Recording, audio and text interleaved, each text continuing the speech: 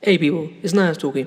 Now, in the previous few videos, I talked about traveling back to Africa for holidays and helping to develop the African motherland to become better. And it's good that I found this article on The Guardian. So here goes. In Ethiopia, your holiday really can change lives. That's the headline. A new tourism project in the northern Ethiopia highlands brings the spectacular scenery and a warm welcome, where your holiday can become the source of someone else's dreams. We arrive at sunset.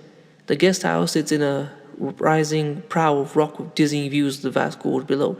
The altitude is around 3,000 meters, and after 6 hours waking, I'm tired. Inside the thatched hut, two young women are tending a fire where the shiro is a kind of bean stew is cooking. I glance out of the small window, and a lammergeier, a bearded vulture, comes sailing past. Perhaps he too is drawn by the smell of food. This is hungry land. My guide Suleiman comes in. We chat to the women, who seem very excited and happy. Do you like your job? I ask. They laugh even more, exchanging glances. We have never even earned money before, says one of them, Daragut.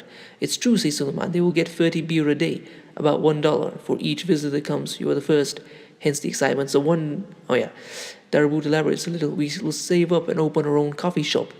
I am in a tiny Ethiopian settlement called Khalid Abu in the Janamora district, an area bordering the Simian Mountains in the north of the country.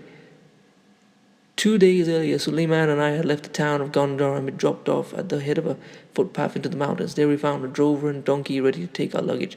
The nature of the trek was soon revealed. 5 days for a landscape of fabulous mountain panoramas, probably of people with not an ounce of spare flesh on them. Farmers are mostly a quarter of a hectare, just over half an hectare, of desperately overgrazed hillside terraces. When the rains allow it, they grow wheat and barley, some have small flocks of sheep, most have lots of children.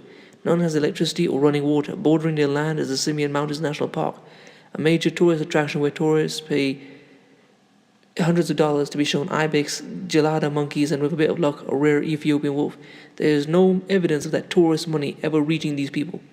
I'm the first visitor of a tourism project that aims to address that, bringing money, employment, and development to some of the communities around the park. Around 500 families have worked together to make a string of guest houses, linking a superb route through their homeland. The sense of expectation and hope is palpable. For women like Daragut, the fantasy of owning a coffee shop has become a tangible ambition. I had my doubts about tourism in such a famished land. From the start, the welcome is overwhelming. On day one, a farmer invites us into his house, a simple hut, partially plastered with cow dung and mud. The wind puffs dust through the cracks. One half of the main room is divided off for animals. There's no furniture, just some sacks of grain to sit on. It's United Nations food aid from Switzerland, says Suleiman. They get 45 kilograms of wheat every month. These stick-thin people, I realize, are not only living on a cliff edge, they're permanently on the brink of disaster. One failed rainy season would finish them. I wonder if it's right to be here. The farmer is adamant that it is. We need visitors, he tells me, not just for money, but to learn about the world. Throughout the trek, I hear this repeatedly. There's almost desperate urge among the people to be connected to the world and to see some change. At Khalid Abu, I sleep well in the cold mountain air, rising at dawn to stand on the edge of this precipice. As the sun comes up, I distinctly hear a leopard cough directly below me.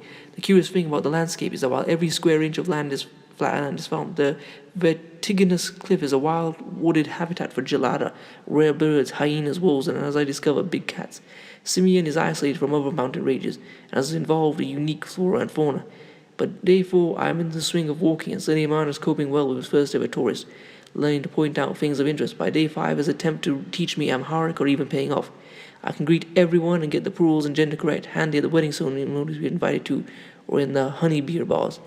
The trip is certainly not for everyone. The simple food and lack of creature comforts are a challenge.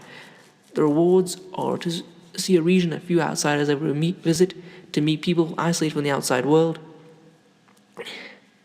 enjoy spectacular landscapes of modern infrastructure, light pollution, and litter. The big reward, however, is to see a holiday become the source of someone else's dreams. On my last day of walking, I fall in step with the donkey man Adalalo.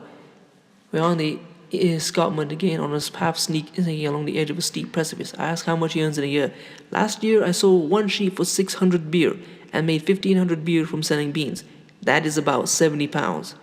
Or for some of you, it's maybe about, I don't know, $95, $100, something like that. For transporting my bag for the entire trek, he's getting 800 beer, around 5 months money in less than a week. Money that's going directly into his pocket. What do you think of tourists coming here, I ask? It is something good, he laughs, something very good.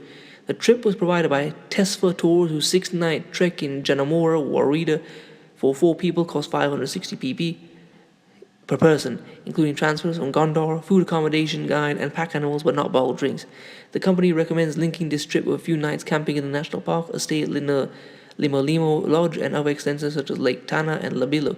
The guest house and tour was set up with the assistance of Village Ways, one of the 2017 WTM Responsible Tourism Award. Flights were provided by Ethiopian Airlines, which flies daily from Heathrow to Gondar via Addis Ababa from £665 return. So you see how much difference taking tourism in Africa can make to those people that just taking that man's luggage was 5 months' pay. Instead of going to countries like Japan or Brazil or Greece or France where they hate black people, and even if they're nice to your face, they're just cursing you out or saying mean things about you. Or like Bakari Henderson, where they show no hesitation about being willing to kill, that poor brother, if just for talking to one of their women. And there's other aspects of this. I mean, a lot of the people in America that like to go to Disneyland, not Disneyland, Florida.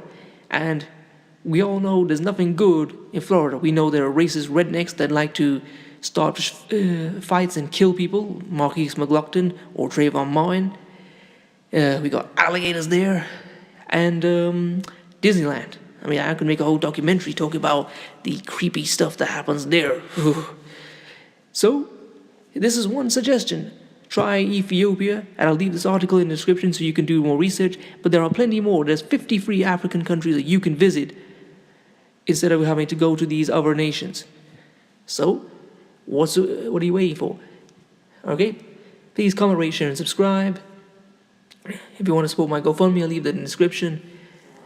And also, if you see any ads on Black Junction TV, please click the ads because it helps the content creators get paid. And I'll leave my Instagram in the description. Peace, family.